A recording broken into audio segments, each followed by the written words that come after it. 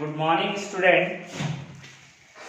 आज जो है हमारी वीडियो सीरीज का जो नेक्स्ट वीडियो जिस पर मैंने कहा था टीचिंग मेथोडोलॉजी पर मैं वीडियो बना रहा था, तो अभी मैंने 2 वीडियो बना दिए, अपलोड करे। वैसे और मैथमेटिकली रिलेटेड वीडियो हैं, बट ये टीचिंग सीरीज के वीडियोस हैं कि किस तरीके से, यानी जो मेथोडोलॉजी बेस्ड वीडियो हैं। तो आज का जो हमारा टॉपिक है, the topic we have today is nature of mathematics, यानी गणित की प्रकृति और गणित शिक्षण में संबंध, यानी प्रकृति का जो मैथ्स का नेचर है और उसका टीचिंग, नेचर और टीचिंग में क्या रिलेशन है। मतलब आप अगर नेचर को जानते हैं तो आप गणित को पढ़ा भी अच्छे से सकेंगे। तो कैसे, अब आप समझिए इस चीज को कि कैसे समझेंगे। कि जैसे आप ऐसा समझिए कि मान लीजिए आपको किसी के नेचर का नहीं पता, आपको मेरे नेचर का पता नहीं है, आपको अपने दोस्त के नेचर का पता नहीं है, तो आप किसके बारे में ज्यादा अच्छा सा प्रिडिक्शन कर सकते हैं या किसके बारे में बहुत अच्छे से बता सकते हैं, जिसके नेचर के बारे में आपको पता होता है। जैसे आपको अपने बच्चों का नेचर का पता होता है, तो आप उनको कहीं पर भी जस्टिफाई कर सकते हैं कि हाँ ऐसा नहीं है सर, ये ऐसा दिखा रहा है, अभी एक्चुअल में ये बच्चा ऐसा है, इसका नेचर ऐसा है। तो ऐसे ही गणित विषय के साथ होता है, ऐसे ही हर विषय के साथ होता है कि आपको विषय की प्रकृति का पता होना जरूरी है। जब आपको विषय की प्रकृति का पता होगा तो तब आप उसकी टीचिंग को ज्यादा बेटर तरीके से, ज्यादा अच्छे तरीके से उसके शिक्षण को कर सकते हैं। तो गणित का जो नेचर की अगर हम बात करेंगे तो गणित में वैसे तो गणित के नेचर हमें पता है कि इसकी अपनी भाषा होती है, भाषा। तो अब आप देखते हैं कि मान लीजिए 2 गढ़वाली लोग मिल गए, 2 पंजाबी लोग मिल गए, 2 कोई अलग मिल गए, तो आपने देखा होगा कि उनके बीच में क्लोजनेस कैसे आती है जब वो अपनी भाषा में क्या करते हैं, बातचीत करते हैं। आपने देखा होगा जब हम बैठेंगे तो हम ज्यादातर क्या करते हैं कि हम अपनी भाषा में बात करते हैं, तो हमारे बीच में जो क्लोजनेस है वो बढ़ जाती है। तो बिल्कुल वैसे ही है कि मैथमेटिक्स की जो अपनी लैंग्वेज है, जो मैथ्स है, इसकी क्या है, ओन लैंग्वेज है। Mathematics has its own language, mathematics has its own language, यानी मैथमेटिक्स की क्या है, एक अपनी भाषा है। मैथमेटिक्स की अपनी क्या है, भाषा है। तो सबसे पहले तो अगर आपको मैथ्स को पढ़ाना है तो आपको मैथ्स की भाषा को समझना पड़ेगा कि कहां पर मैथ्स क्या कहना चाहती है, या जो बात आप करना चाहते हैं तो आप उस तरीके से कर रहे हैं कि नहीं कर रहे हैं। फॉर एग्जांपल मैं आपको एक छोटा सा एग्जांपल देता हूं कि मैंने किसी बच्चे को कहा, मैंने अपने एक बच्चे से बोला क्लास में, मान लीजिए छोटा सा बच्चा है क्लास 3rd 4th का, कि बेटा आपके पास कितने हैं, आपकी जो एज है, आपकी जो अभी एज है वो 10 ईयर्स है। ओके गाइस, आपकी जो एज है 10 ईयर्स है और आपका भाई आपसे 5 साल छोटा है। जो आपका छोटा भाई है वो आपसे 5 साल छोटा है। कितना छोटा है, 5 साल छोटा है। ओके, 5 साल छोटा है, ये younger. Your present age is 10 years and your younger brother is 5 years less than, आपसे 5 साल क्या है, वो छोटा है। तो अब हुआ क्या, आपको बताना है कि आपके भाई की एज क्या है, आपके भाई की एज। तो बच्चे ने बता दिया दैट इज 5 इयर्स। लेकिन अब इसी सवाल को अगर इस तरीके से पूछा जाए, किस तरीके से, अगर इसी क्वेश्चन को इस तरीके से पूछ लें कि आपकी प्रेजेंट एज, आपकी वर्तमान आयु, यानी प्रेजेंट एज जो है दैट इज 10 इयर्स है, एंड और आपके छोटे भाई की प्रेजेंट एज, आपके छोटे भाई की प्रेजेंट एज यानी वर्तमान आयु, आपकी प्रेजेंट एज से, आपकी प्रेजेंट एज यानी वर्तमान आयु से 5 वर्ष कम है, 5 वर्ष कम है। तो बताइए कि आपके छोटे भाई की एज कितनी होगी। तो अब आप देखेंगे, आप ये एक्सपेरिमेंट करके देखिए अपनी क्लास में, तो आप देखेंगे आपको दोनों में डिफरेंस नजर आएगा। यहाँ पर बच्चा ज्यादा कंफर्टेबल है और इस लैंग्वेज में बच्चा कंफर्टेबल नहीं है। जब क्वेश्चन को इस तरीके से पूछा गया, जब आपने सीधा सीधा पूछ दिया कि बेटा तुम्हारी एज 10 साल है और तुम्हारा भाई जो है तुमसे 5 साल छोटा है, तो बताओ तुम्हारे भाई की एज क्या है, तो उसने कहा 5 साल का है सर। लेकिन आपने पूछा कि बेटा तुम्हारी जो प्रेजेंट एज है वो 10 इयर्स है और तुम्हारे भाई की जो प्रेजेंट एज है वो तुम्हारी प्रेजेंट एज से 5 इयर्स कम है, तो बताइए आपके भाई की प्रेजेंट एज क्या होगी।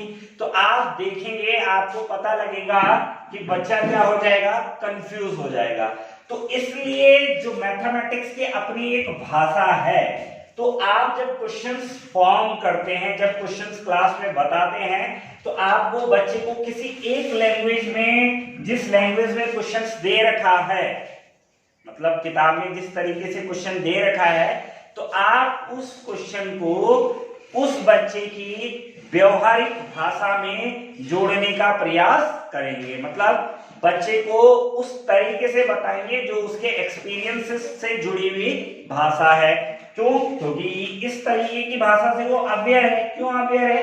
क्योंकि वो डेली घर में इस तरीके के वर्ड सुनता रहता है कि भाई तो अपने छोटे बड़े भाई से 5 साल छोटा है, वो तेरा भाई 10 साल का है तो 5 साल का है। लेकिन उसमें इस तरीके के जो वर्ड है कि आपकी वर्तमान आयु, फिर आपके छोटे भाई की वर्तमान आयु, तो कहने का मतलब है कि मैथमेटिक्स अगर इट्स ओन लैंग्वेज, तो इसका मतलब वैसे तो ये है कि मैथमेटिक्स के अपने सिंबल होते हैं, प्लस माइनस मल्टीप्लाई डिवाइड, इसके अपने नोटेशंस होते हैं, बहुत सारी चीजें हैं, अपने कंसेप्ट होते हैं, अपने फैक्ट होते हैं, अपने फॉर्मूले होते हैं। मैथ्स में अपने क्या होते हैं, फॉर्मूले होते हैं। आपने देखा होगा मैथ्स में कई चीजों को सॉल्व करने के अपने कुछ फॉर्मूले। तो ये एक इसकी भाषा है, यानी इस तरीके से हम मैथ्स को लिख सकते हैं।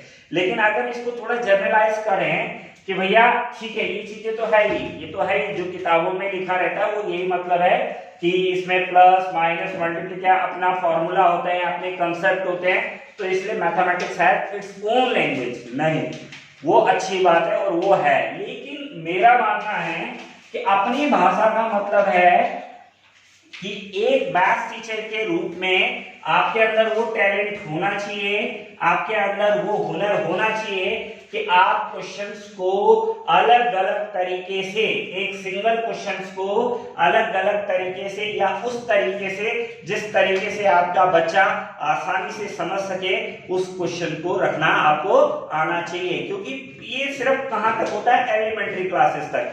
बड़ी क्लासेस में बच्चा डेवलप होता रहता है, उसका आईक्यू बढ़ता रहता है, तो वो क्वेश्चंस को बहुत इजीली ग्रैस्प करने लग जाता है। ओके गाइस, अब आपका आ जाता है दूसरा पॉइंट। अगर हम देखें, दूसरा पॉइंट अगर देखें, ओके, ये आप लोगों को समझ में आ गया होगा। कई चीजें हैं, बहुत सारे क्वेश्चंस हैं जिनको आप घुमा फिरा के, मान लीजिए आपने कहा कि आपके पास कितने हैं, 100 रुपए हैं। आपने कहा कि रीना आपके पास 100 रुपए हैं, आपके पास 100 रुपए हैं, और आपने रीना के पास कितने हैं, रीना के पास 100 रुपीज है। रीना के पास कितने रुपीज हैं, 100 रुपीज है। ओके, रीना ने 1/4 अपनी बहन, अपनी दोस्त, चलो बहन नहीं, अपनी दोस्त किसको दे दिया, सीमा को दे दिया। सीमा को दे दिया, सीमा को दे दिए या दे दिए 1/4 अपनी दोस्त सीमा को दे दिए। तो अब रीना के पास कितने बचे, अब रीना के पास कितने रुपए बचे, अब रीना के पास कितने रुपए बचे, अब रीना के पास कितने रुपए बचे। अब आप देखिए, अब आप इस सवाल को देखिए, इस क्वेश्चन को देखिए कि रीना के पास 100 रुपए हैं। ओके गाइस, रीना ने क्या करा, 1/4 अपनी दोस्त सीमा को दे दिए, और अब रीना के पास कितने रुपए बचे। तो अब जो मैं आपको गणित का जो सेकंड नेचर बता रहा हूं कि गणित में क्या होता है, ये इसका बहुत इंपॉर्टेंट नेचर है। जो सेकंड नेचर है, जो एब्स्ट्रैक्ट नेचर है इसका, अमूर्तता, एब्स्ट्रैक्ट नेचर, यानी ये क्या करती है, अमूर्त जो कंसेप्ट होते हैं उनको हम किस में कन्वर्ट करके देते हैं बच्चों को, कॉन्क्रीट में कन्वर्ट करके देते हैं। यानी अमूर्त को किस में बदल के देते हैं, हम मूर्त में देते हैं। किस में कन्वर्ट करके देते हैं, जो अमूर्त कंसेप्ट है उनको हम किस में देते हैं, मूर्त कंसेप्ट में। यानी जो एब्स्ट्रैक्ट कंसेप्ट है, जो एब्स्ट्रैक्ट है उनको हम किस में कन्वर्ट करते हैं, कॉन्क्रीट में कन्वर्ट करते हैं। ओके गाइस, समझ में आ रहा है। तो एब्स्ट्रैक्ट नेचर मैथमेटिक्स का ये वाला जो नेचर है, एब्स्ट्रैक्ट अमूर्तता जो गणित विषय में होती है, ये इसको कठिन बनाता है। जो गणित विषय के कठिन होने का कारण है वो एक नेचर तो ये है अमूर्तता जो इसके अंदर है, क्योंकि अमूर्तता हमेशा आदमी को क्या करती है, प्रॉब्लम करती है। क्योंकि अमूर्तता को डिकोड करने के लिए आपका मेंटल आईक्यू जो है वो ऊपर होना चाहिए। मतलब समझ रहे हैं आप, क्योंकि जब आपको लगता है कि अमूर्तता को आप कॉन्क्रीट करने की आपकी नॉलेज हो गई तो तब समझ लीजिए कि वो लेवल जो है काफी हाई होता है। लेकिन जैसे जैसे बड़ी क्लासेस में जाने हैं तो वो बच्चों के अंदर वो एबिलिटी डेवलप हो जाती है। बट हम अभी बेसिकली बात कर रहे हैं फ्रॉम क्लास 1 to 5, और अगर इसमें थोड़ा बहुत ऐड करें तो 6 to 8। ये वो लेवल है जहां पर बच्चे को अमूर्तता के साथ उतना खेलना नहीं आता, तो बच्चा प्रॉब्लम क्रिएट करता है। तो अब आप देखिए, रीना के पास 100 रुपए हैं। रीना ने 1/4 अपनी दोस्त सीमा को दे दिए। अब रीना के पास कितने रुपए बचे? तो देखिए, अब यही क्वेश्चन है। अब ये आपने मान ली 3rd 4th में आप जहां भी पढ़ा रहे हैं तो बच्चे के लिए बड़ा मुश्किल हो जाता है कि यार 1/4 कितना होगा। तो अगर आपने इसको मूर्त रूप में कन्वर्ट कर दिया, मान लीजिए कि आपने कहा कोई बात नहीं, क्योंकि मैंने हमेशा इससे पहले मैंने एक इंटीग्रेटेड लर्निंग का भी टॉपिक वीडियो डाला है जिसमें बताया है समाकलित अधिगम। तो मान लीजिए ये 100 रुपए हैं। ओके, रीना के पास 100 रुपीज है। रीना ने 1/4 अपनी दोस्त को। तो पहले आपको इन चीजों के लैंग्वेज, अभी लैंग्वेज की बात आ रही थी कि 100 रुपए और 1/4, तो 100 रुपए और 1/4 पहले आप इस पे अलग से बात कर लीजिए। तो 100 रुपए और 1/4 पे अगर आप अलग से बात करेंगे तो 1/4 का क्या मतलब है, अभी मैंने जो फ्रैक्शन की भी बहुत सारे वीडियो डाले हैं तो आप उसमें देखिए। तो 1/4 का क्या मतलब बनता है, तो 1/4 का मतलब बनता है कि क्या है, टोटल भाग कितने हैं, 4, और आपने लिया कितना, that is 1। According to the definition of the fraction, जो जिनकी परिभाषा है कि 4 कुल भाग किए और लिया गया भाग, दैट इज 1। ओके गाइस, तो आपने क्या करा, और जरूरी नहीं कि ऐसे ही बनाना है, आप ऐसा भी बना लीजिए। This is 1 2 3 4। ओके गाइस, तो यानी 4 पीसेस में से आपको एक पीस। तो अब बच्चे को मैंने हमेशा बोला है कि एलिमेंट्री क्लासेस में पढ़ाने के लिए अनुमान भी गणित का एक नेचर है। अनुमान भी गणित का एक नेचर है। अनुमान लगाने का मौका दीजिए। आप बच्चे को अनुमान लगाने का जितना ज्यादा मौका देंगे तो बच्चा उतना ज्यादा आपको अच्छा रिजल्ट देगा। तो अब आप बच्चे से कहिए कि आप अनुमान लगाइए कि 100 चीजों को आपको 4 चीजों में बराबर बांटना है। तो हिट एंड ट्रायल करेगा, बहुत सारे मेथड करेगा। तो उसने कहा sir 25 25 25 25 25 25 25 and this is 25। Okay guys, so what, आपने कहा कि बेटा आपने क्या करा है, 1/4 पार्ट जो है, तो आपको पता है कि उसको पता है कि ये 1/4 पार्ट है। ये कितना है, दैट इज 1/4 पार्ट है।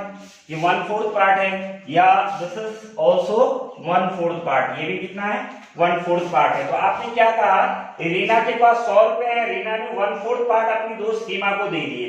अब रीना के पास कितने रुपए बचे, तो भैया इतना रुपए तो आपने किसको दे दिया, सीमा को दे दिया। दैट इज दिस पार्ट, ये जो पार्ट है ये किसको दे दिया आपने, दैट इज सीमा को दे दिया। नाउ यू हैव, अब आपके पास कितना बचा, so you can add 25 25 25, that is equal to 75। So you have now 75 rupees, 25 25 25, that is rupees 75 now you have left. So what, मैंने कहा कि अमूर्तता, अमूर्त को मूर्त में कन्वर्ट करना।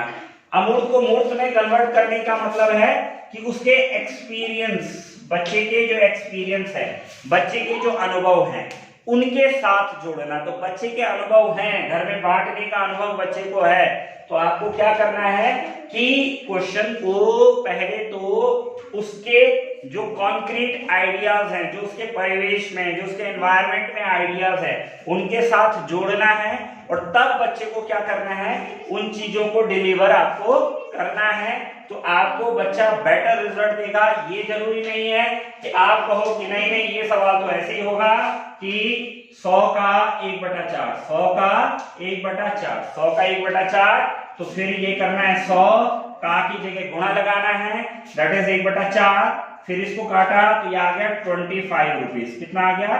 25, और जो बचेगा वो 100 में से 25 माइनस कर दिया, दैट इज 75। ठीक है, तरीका है, दिस इज फॉर्मल मैथमेटिक्स। लेकिन फॉर्मल मैथमेटिक्स में आपको बच्चे को प्राइमरी लेवल पे एंटर नहीं करवाना। जैसे जैसे बड़ी क्लास में बच्चा जाता है वो फॉर्मल मैथमेटिक्स में अपने आप जाएगा। लेकिन जब हम एलिमेंट्री क्लासेस की बात कर रहे हैं, फ्रॉम 1 to 5 बेसिक की बात कर रहे हैं, क्योंकि एलिमेंट्री में तो 6 to 8 भी आ जाएगा, तो उसमें क्या है कि बहुत जरूरी है कि आप बच्चे की रीजनिंग को मौका दें, बच्चे को सोचने का तरीका को डेवलप करने का चांस दें, सीधा उसको फॉर्मल मैथमेटिक्स पर ना ले जाएं। क्योंकि 3 चीजें बहुत इंपॉर्टेंट है। एक है अनुमान, अनुमान लगाने का मौका जरूर दें। फॉर्मल मैथमेटिक्स में ना फंसे, फॉर्मल मैथ्स में नहीं फंसना।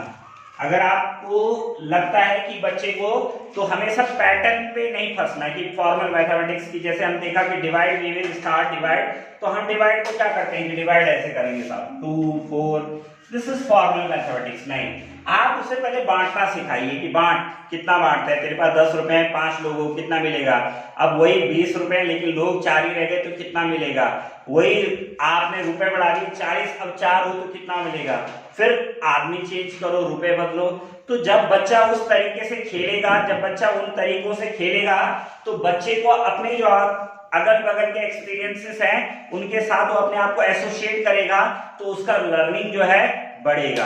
फिर थर्ड नेचर जो है मैथमेटिक्स का, थर्ड नेचर जो है मैथमेटिक्स का वो क्या है?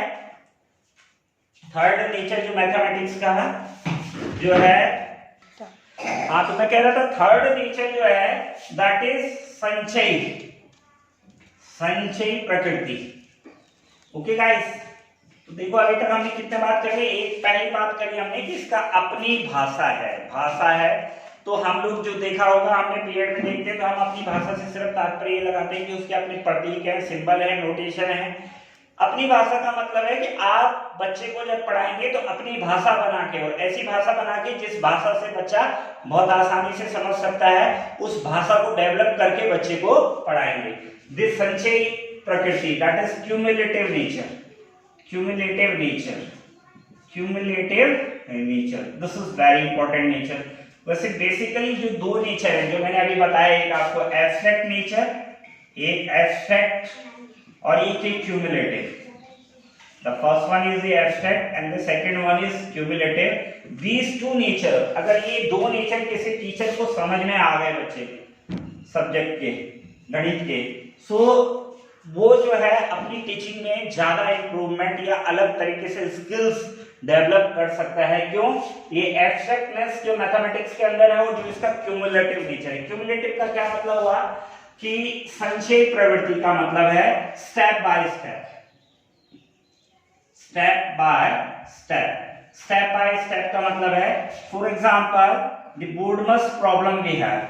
अगर आपके पास बोर्डमास की प्रॉब्लम है, सो इट मींस व्हाट कि if you are going to solve the bracket, अगर आप ब्रैकेट को सॉल्व कर रहे हैं तो अगर आपका पहले बार रेखा ब्रैकेट पोस्ट ये बार है, देन आपके पास क्या है, छोटा ब्रैकेट है, then you have this bracket and then big bracket. Okay guys, line bracket, छोटा, मंझला और बड़ा ब्रैकेट। तो आपको ये ऑर्डर फॉलो करना पड़ेगा। फिर आप ब्रैकेट के बाद ऑफ पर जाएंगे, ओके। फिर आप डी से डिवाइड पे जाएंगे, डी से किस पे जाएंगे, दैट इज डिवाइड पे। एम से किस पे जाएंगे, मल्टीप्लाई पे जाएंगे, मल्टीप्लाई पे। ए से किस पर जाएंगे, एडिशन पे जाएंगे। और एस से किससे जाएंगे, सब्ट्रैक्शन पे जाएंगे। एस से किससे जाएंगे, सब्ट्रैक्शन से। तो ये एक जो मैथमेटिक्स में सिर्फ छोटी क्लास की बात नहीं करेंगे हम, जैसे जैसे आप बड़ी क्लासेस में भी जाते हैं तो this cumulative nature plays an important role in teaching of mathematics. की जैसे हम हायर मैथमेटिक्स में भी जाते हैं, बीएससी एमएससी करते हैं, तो उसमें भी एक क्या है, कल्चर है कि हाँ डिफरेंशिएशन पढ़ लिया, देन इंटीग्रेशन। ऐसा नहीं कि पहले इंटीग्रेशन पढ़ेंगे देन डिफरेंशिएशन, नहीं, दिस इज नॉट। पहले आप डिफरेंशिएशन पढ़ेंगे, फिर आप इंटीग्रेशन पढ़ेंगे, फिर आप डिफरेंशियल इक्वेशन पढ़ेंगे। तो एक प्रोसेस को फॉलो करवाता है। क्यों करवाता है? क्योंकि इसमें एक ऑर्डर में जाना आपके लिए बहुत जरूरी होता है। तो छोटे बच्चों को पढ़ाने के लिए आपको ऑर्डर डिसाइड करना जरूरी है कि यार कहीं ऐसा तो नहीं है कि मैं बच्चे को नंबर लिखना सिखा ही नहीं रहा हूं, दैट इज 1 2 3, बच्चा इसको पढ़ ही नहीं रहा कि दिस इज 95, दिस इज 95, और आपने क्या करा कि आपने कहा कि 95 और 24 को ऐड कर दीजिए।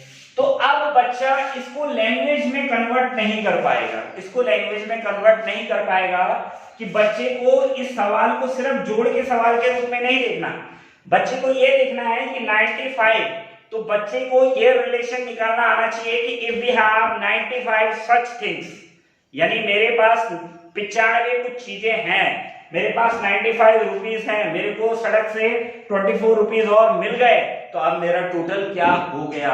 उसको लैंग्वेज में कन्वर्ट करना तब आएगा जब वो इसका मतलब समझता होगा, जब वो इस वर्ड का मतलब, इस वर्ड का मीनिंग जो है वो समझता होगा।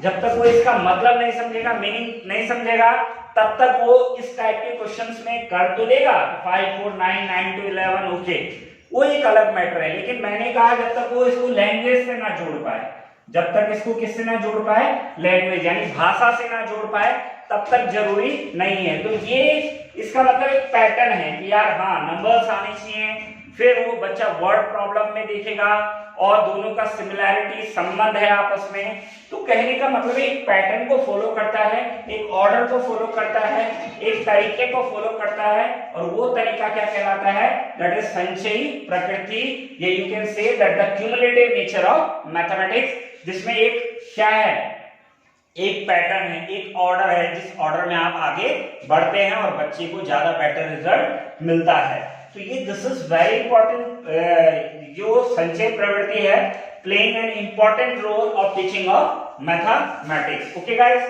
तो अब क्या है हमारे पास, तो इसलिए हम क्या करते हैं कि अगर आपको मैथमेटिक्स के नेचर्स के बारे में आइडिया है, क्योंकि नेचर का आइडिया होना एक शिक्षक के लिए बहुत जरूरी है।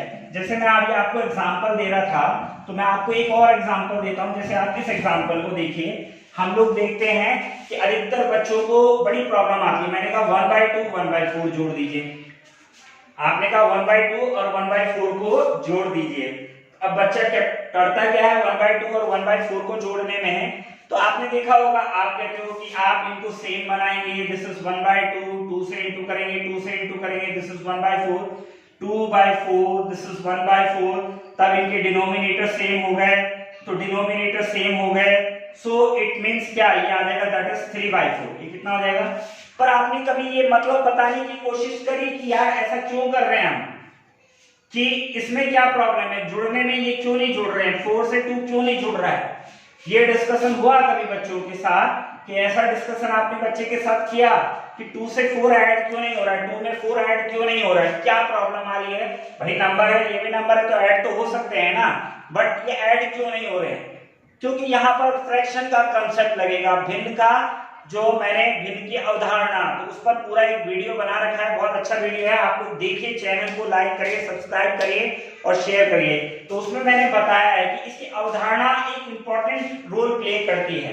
क्या रोल प्ले करती है कि भाई ये 4 चीजों में से एक चीज लिया, 2 चीजों में एक से एक चीज लिया, तो आपको इनको जोड़ने में प्रॉब्लम आ रहा है। लेकिन अगर आपने इसको भी 4 चीज में से एक लिया, इसमें 4 चीजों में से 2 चीजें ली, कुल भाग 4 लिया गया भाग 2, कुल भाग 4 लिया गया भाग 1, तो इसका मतलब कुल भाग 4 और टोटल लिए गए भाग 3। आ रहा है ना समझ में, कुल लिए गए भाग 4 लिया गया भाग 2, कुल भाग 2 लिया गया भाग 1, कुल भाग 4 लिया गया भाग 1। तो अब आपको प्रॉब्लम आ रहा है कि यार ये तो 2 में से 1 लिया, यहाँ 4 में से 1 ले लिया, समझ रहे। जो भिन्न का कंसेप्ट है वो क्या कहता है कि दिस इज 4 में से 1 लिया और 2 में से 1 पार्ट लिया, total pass the pass taken by you, total pass taken by you.